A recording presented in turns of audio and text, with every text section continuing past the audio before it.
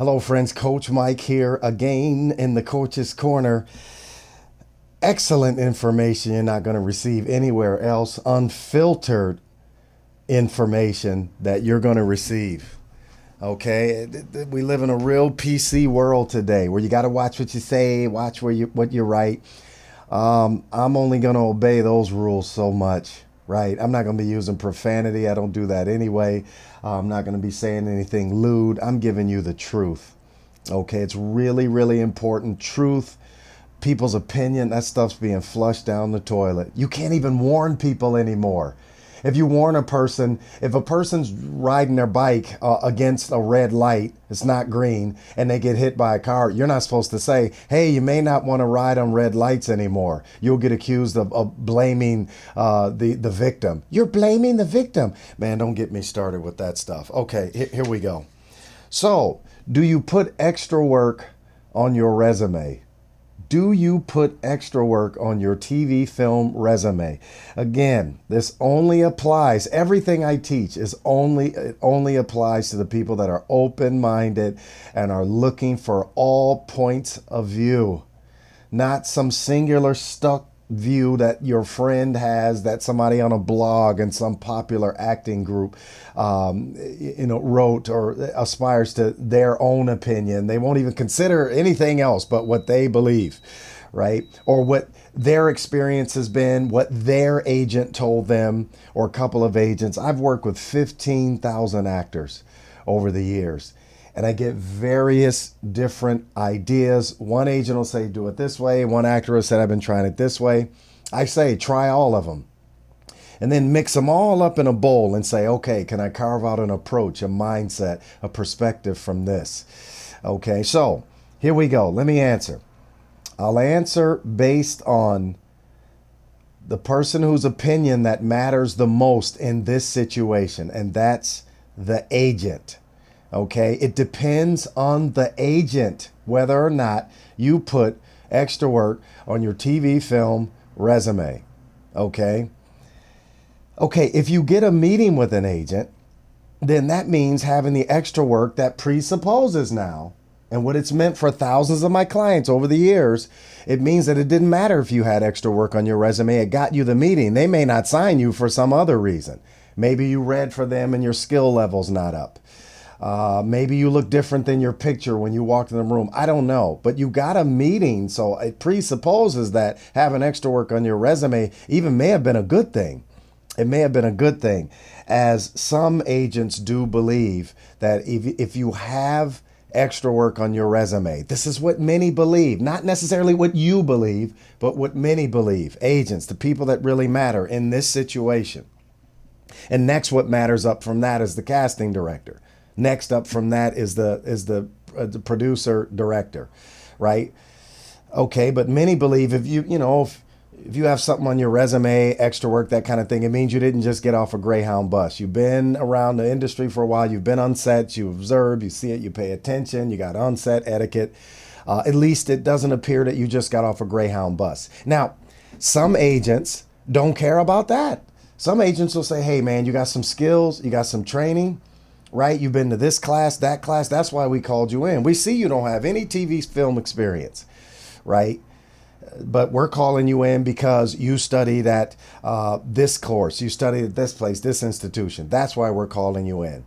Some will call you because you have the credits on your resume. You have extra work on your resume. And some may not call you because you don't have it on your... It depends. You can't cookbook one idea. It's too many people, too many opinions, too many ideas. So when I read these blogs and stuff and people say, it looks pathetic for an actor to put extra work on their resume. See, you can't say that when it works for a great majority of people. All right. So what you need are several different ideas here. You need different perspectives. And this is definitely one of them. All right. So again, some agents don't really care about your work experience. They care about the people you've studied with and, of course, your look. They wouldn't have called you in if you didn't have the right look also. So look makes a difference also. Some agents don't have your look at all. They just lost them. They moved whatever. They don't have enough of your look. Okay.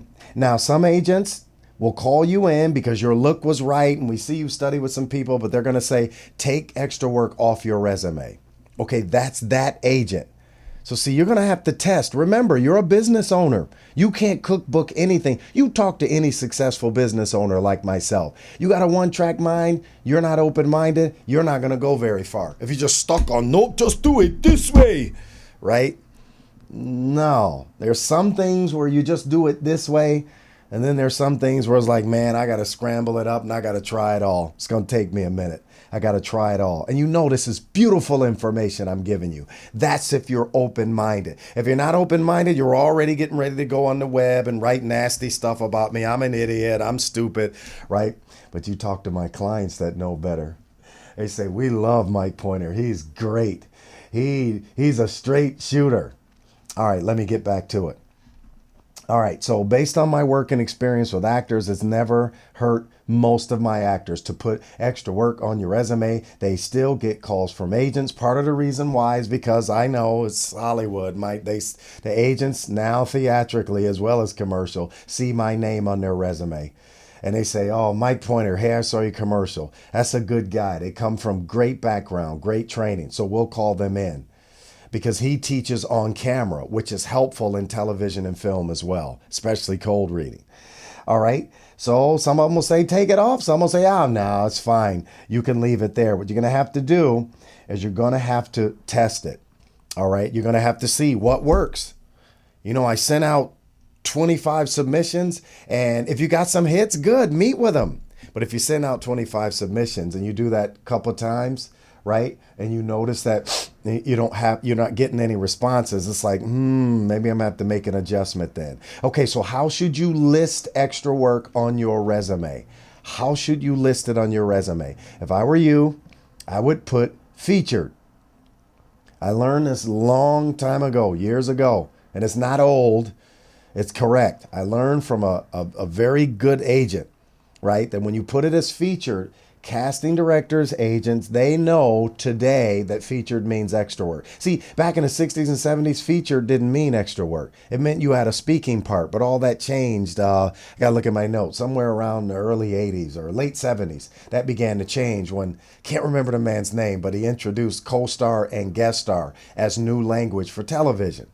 It's on the internet. If you search, you'll find it, right? So you want to list it today. They're going to know it's extra work, but you want listed as feature, but you don't want to put, what is it that I have written here? Gangster, prostitute, stripper, bouncer, security guard, cop, right? Doorman, right? Because sometimes, now this is what I hear from agents and actors tell me, I'm not just guessing, right? I hear that it can typecast you before you even get in there, right? If you're a blonde hair, blue-eyed female, kind of busty, and see, you do extra work, and you got mostly, like, again, stripper, prostitute, bartender, that kind of thing, it can tend to typecast you. They may still call you in for a meeting because they need your type, but now their thinking is narrowed as to the things that they're going to submit you for. If I were you, I'd keep it vague. I would just put feature. They know, the agent already knows it's not a speaking part, so it's only going to matter so much. But again, for some agents do believe that you've been on set, you've had to take direction. When you do extra work, I mean, I'm not a big fan of it, but you work. You got to pay attention. You're somewhat of a supporting player, for lack of a better word, right? You're still supporting, but it's not a supporting role like in a film, right? But you're an integral part of that production. You got to do everything. It's just that you don't have lines.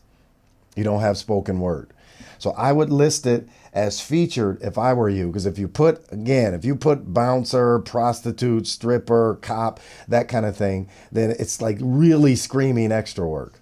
So if I were you, I'd mask it. It might, and with some agents, it may leave a little mystery there. I wonder if these are speaking parts. Now, if your contract, if your resume says non-union, then that's more than likely going to mean it wasn't a speaking part, right? That's why I tell my actors, if you're not union, leave it blank. Or if you're SAG eligible, now that's another story. But if you're non-union, I wouldn't put non-union on the resume, right? Keep it a mystery. Get in the room. Meet the agent first. They don't have your type, obviously, and your resume checks out okay. enough to get a meeting, get the meeting with them, charm them, right? And they may be able to look over some of the minuses. Okay, so again, should you put extra work on your TV film resume? It depends on the agent, right? Once you get in and get the meeting, they're going to tell you if they decide to sign you, right? What if you're not getting calls? All right, then you're going to have to take the extra work off. Just test it. I'm not saying timing is everything when you're taking action, moving in the direction of your goals. It could just be, maybe if you take the credits off, maybe it was just timing. Maybe the timing was right. A week or two later, a month later, you took the featured credits off and now you're starting to get calls. Maybe it doesn't mean that. Maybe it's just timing. I don't know. You're an advertiser. You got to try a whole bunch of stuff.